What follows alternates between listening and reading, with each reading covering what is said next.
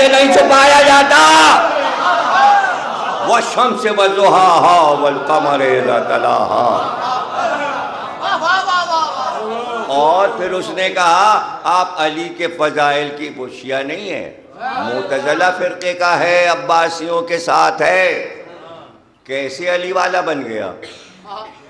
اس لیے کہ بغداد میں جو عباسی خلفاء نے لاکھوں کتابیں جمع کر کے کتب خانہ بنایا تھا, اس کا منتظم اسے بنا دیا. تو ایک ایک کتاب اس نے وہاں پڑھے کتب خانے میں پڑھی. جب ساری کتابیں پڑھی اس نے کہا تو ہر کتاب میں تو علی موجود ہے. وہ نوٹ کرتا چلا گیا, وہ اس نے کتاب لکھ ڈالی. اس نے کہا بھئی دنیا میں سب سے بڑی کتاب نہج البلاغہ, اس کی شرح لکھوں گا. اور اس کا پیش لفظ اس نے مختصر سا لکھا. کتاب تو پوری ہے ہی مولا علی. اس نے کہا پیش لفظ چھوٹا سا ہو اور ایسی باتیں ہوں کہ لوگ پڑھ کے تڑپ جائیں. اسی میں سے سنا رہا ہوں پیش لفظ میں سے. کہہ رہا ہے کیا فضائل کی باتیں کرتے. وہ کہتا ہے کہ کائنات میں جتنی بلندیاں ہیں وہ جب تک علی کی طرف نہ جھکے بلندیاں بنتی ہی نہیں.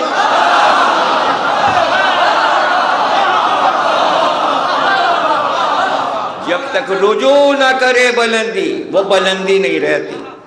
اور پھر اس نے گن کے بتا دیا کہ فلاں چیز کیسے بلند ہوئی, عدالت کیسے بلند ہوئی, بارگاہ میں آ گئی. شجاعت کیسے بلند ہوئی, بارگاہ میں آ گئی. عبادت کیسے بلند ہوئی, بارگاہ میں آ گئی. علم کیسے بلند ہوا, بارگاہ میں آ گیا.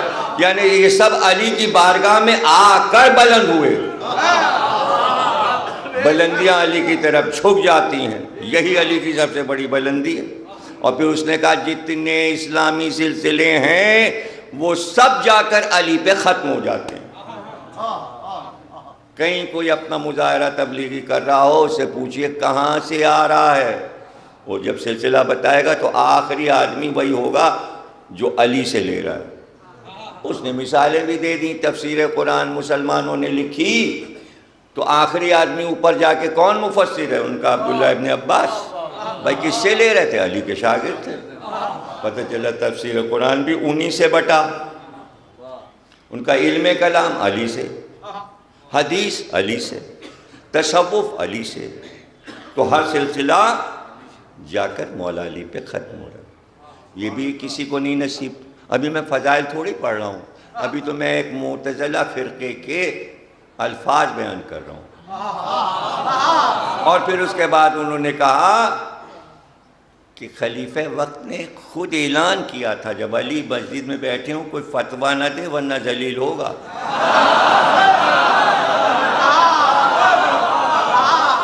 یعنی علی کی موجودگی میں فتویٰ دینا حرام ہے. تو جب حرام ہے اسلام میں تو آپ ولایت علی پہ فتویٰ کیسے دے سکتے ہیں؟ فضائل علی کے اب میں پڑھنے جا رہا ہوں اور سمجھیے گا کچھ بھی نہیں پڑھ رہا. قرآن میں سورہ ہے اس جنگ پر. اس جنگ کو وادی رمل کی جنگ کہتے ہیں. تنہا علی گئے ہیں اس جنگ میں. 12,000 کے لشکر سے جنگ ہوئی ہے اور جنگ ختم ہونے سے پہلے ہی گرفتار کر لیا سب کو, چونکہ زنجیروں میں باندھا تھا. اس لیے اس لڑائی کو ذات سلاسل بھی کہتے ہیں, زنجیروں والی لڑائی. لڑائی فتح کر کے علی چلے. رسول صبح کی نماز پڑھ رہے تھے. سورہ آ کے جبریل نے کہا سورہ علم کے بعد یہ سورہ پڑھیے, والعادیات ضبحا فالموریات قدحا فالمغیرات صبحا. تیز دوڑتے ہوئے گھوڑوں کی قسم, ان کے سموں کی قسم, ان کے منہ سے گرتے ہوئے جھاگ کی قسم, اور صبح ہوتے ہوتے دشمن کے لشکر پہ حملہ کرنے کی قسم. یعنی ہر طریقے سے گھوڑے کی تعریف ہو رہی ہے اور اسی کی قسم کھائی جا رہی ہے.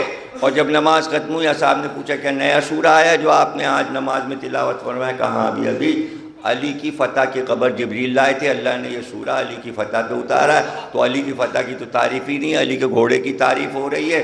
رسول اللہ نے نماز پڑھی, سورہ علم کے بعد جو سورہ پڑھا گیا اس میں گھوڑے کی تعریف پڑھی گئی. تو نماز میں جب گھوڑا پڑھا جا سکتا ہے تو ولایت علی کیوں نہیں پڑھی؟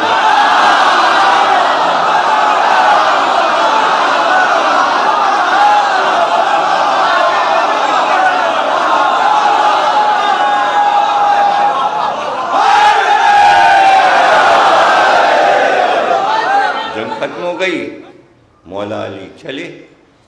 رسول اللہ کو پتہ چلا علی آ رہے ہیں جنگ فتح کر کے اور گھوڑے پہ سوار ہیں. وہی گھوڑا جس کا قصیدہ قرآن نماز میں پڑھ چکا, اس پہ سوار ہیں. آپ نے کہا ہم استقبال کو چلیں گے علی کے. پیچھے پیچھے پورا جلوس چلا, آگے رسول سرحد مدینہ پہ استقبال کریں گے. دیکھا علی آ گئے.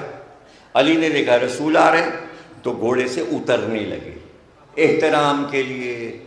رسول اللہ دوڑے اور فوراً ایک ہاتھ سے لجام فرس کو تھاما, دوسرے ہاتھ سے رکاب کو پکڑ کے کہا اترنا نہیں,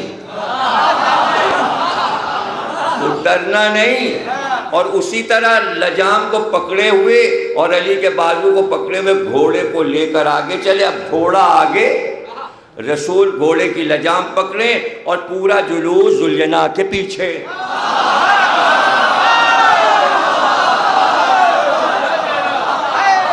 مدینے میں جلوس داخل ہو رہا ہے, گھوڑے کا جلوس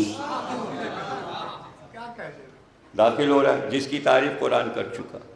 اور رسول اللہ فرماتے جا رہے ہیں علی کا چہرہ دیکھ دیکھ کر, اور سب سن رہے ہیں, یا علی آج تم نے اتنا بڑا کارنامہ کیا ہے کہ میرا دل چاہتا ہے کہ آج میں تمہارے وہ فضائل پڑھوں جو اب تک نہیں پڑھے. تو اس کے معنی جو فضائل ہو چکے آج پتہ چلا کہ اس کے علاوہ بھی ہیں. وہ بدر میں, احد میں, خندق میں, خیبر میں, حنین میں, فتح مکہ میں سب ہو چکے. اس کے بعد پتہ چلا اور ہیں, لیکن پھر فرمایا لیکن نہیں بیان کروں گا, اس لیے کہ اگر بیان کر دیا تو جیسے عیسیٰ کو خدا کہتے ہیں, یہ قوم تم کو خدا کہنے لگے گی. لیجئے سنانے والے تھے اور نہ سنایا. ارے تو سب غیب میں چلے گئے, چھپا لیا فضائل. تو اگر وہ بیان کر دیتے تو کیا کیا ہوتا, تو پھر آپ کیا کرتے؟ تو تھوڑے سے جو رہ گئے وہی تو ہیں, وہی تو بیان کر رہے ہیں. سب تو رسول اللہ نے چھپا لیے. سمجھتے ہیں جیسے نصیری کا نام لینے سے کوئی شرک ہو جاتا ہے, ڈرتے ہیں لوگ. نہیں بھائی نصیری کا ذکر نہیں کیجئے, شرک کرتا ہے. ارے بھائی ذکر کیجئے, اس لیے کہ 70 برس علی پہ تبرہ ہوا, گالیاں دی گئیں. اس کا جواب بتائیے کیا ہے؟ اس کا کیا جواب ہے؟ یہ جواب نہیں ہے, یہ چھوٹا جواب ہے کہ اگر اس کو آپ نے پلٹ کے اس پہ تبرہ کر دیا, یہ چھوٹا جواب ہے.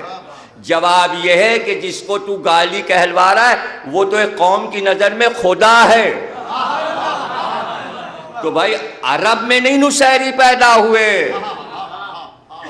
عراق میں نہیں پیدا ہوئے, ایران میں نہیں پیدا ہوئے. کہاں پیدا ہوئے؟ شام میں. اب تبرہ کرنے والے تو فنا ہو گئے, نصیری موجود ہے اور وہی مرد بنا ہوا ہے بشار الاسد.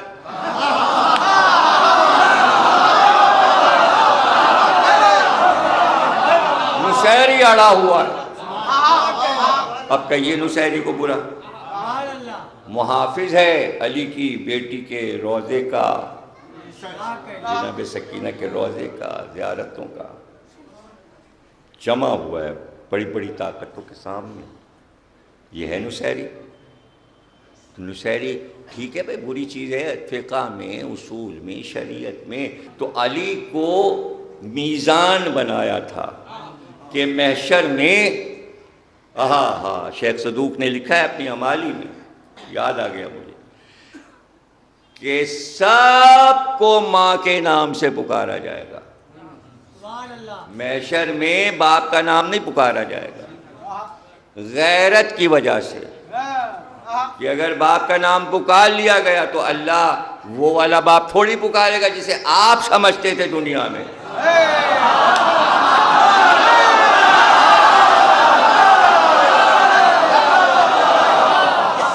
ستار ہے, ستار, پردہ پوش, عیبوں پہ پردہ ڈالنے والا, اس لیے اس نے کہا ساری انسانیت کو ہم ماں کے نام سے پکاریں گے، اور پھر امام رضا نے فرمایا مگر علی والے باپ کے نام سے پکاریں گے۔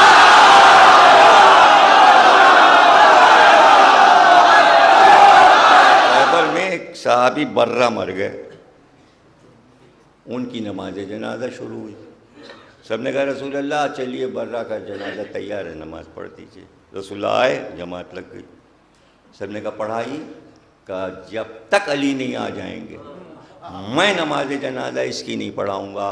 صحابی یا رسول اللہ کیوں؟ کہ برہ نے ایک بار اونچی آواز سے علی سے بات کی تھی، علی آ کے اسے معاف کر دیں پھر میں نماز جنازہ پڑھاؤں۔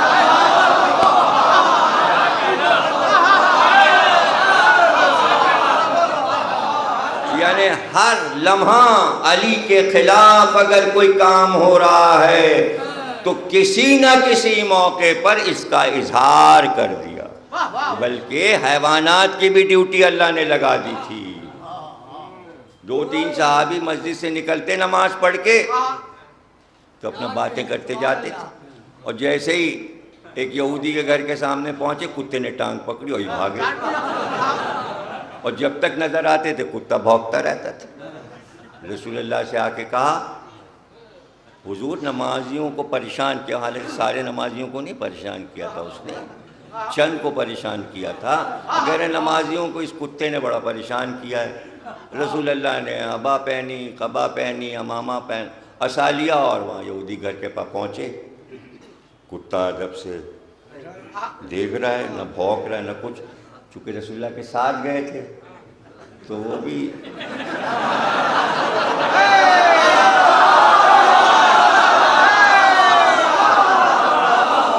رسول اللہ نے کتے سے کہا بھائی تو کیوں ان ہمارے صحابیوں پہ بھونکتا ہے روز اور ان کی ٹانگ پکڑتا ہے؟ کتا عربی بولنے لگا، کہنے لگا یا رسول اللہ یہ لوگ مسجد سے نماز پڑھ کے نکلتے ہیں تو علی کی غیبتیں کرتے ہوئے جاتے ہیں۔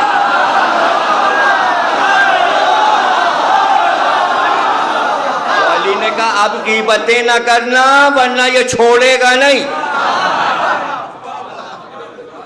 تو جو علی کی دشمنی کرتا ہے اس کے پیچھے کتے لگ جاتے ہیں۔ اچھا، کتے کی سوانح حیات میں یہ لکھا ہے، کتے کی سوانح حیات لوگوں نے لکھی ہے، حیوان الحیات ایک کتاب ہے دمیری کی، تو اس میں کتے کے بارے میں سب کچھ لکھا ہوا ہے، گدھے کے بارے میں لکھا ہے، شیر کے بارے میں، ہر جانور کی سوانحیات لکھی انہوں نے۔ تو اس میں لکھا ہے 40 صفات کتے میں مومن کی ہوتی ہیں، جس میں سے ایک وفا بھی ہے، اور مالک سے چھین کے کھانا نہیں لیتا جب تک وہ کھا نہ لے، انتظار کرتا ہے، گھر کی حفاظت کرتا ہے، مالک کی حفاظت کرتا ہے، مالک کے دشمن کو پہچانتا ہے۔ اس میں ایک صفت یہ لکھی ہے کہ شرفا جتنے ہوتے ہیں انہیں دیکھ کے نہیں بھونکتا،